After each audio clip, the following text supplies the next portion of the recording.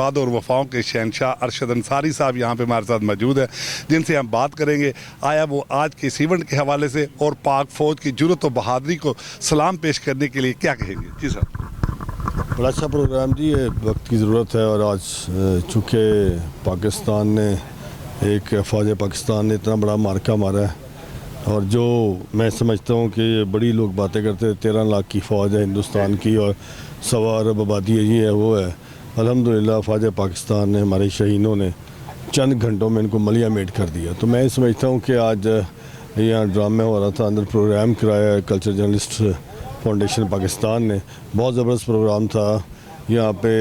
جو ہمارے لیجنڈ فنکار ہیں، شہدہ منی، غلام محی الدین اور بڑے لوگ فنکار جو بڑے اس پاکستان کے نامور لوگ ہیں، انہوں نے پرفارم بھی کیا اور انہوں نے بات بھی کی۔ تو میں سمجھتا ہوں کہ یہ ٹریبیوٹ ٹو پاکستان آرمی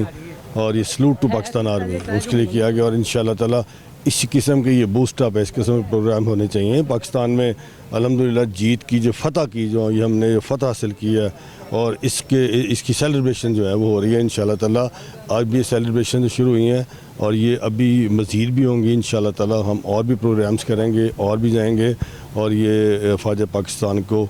زبردست جو ہے وہ ٹریبیوٹ پیش کیا جائے۔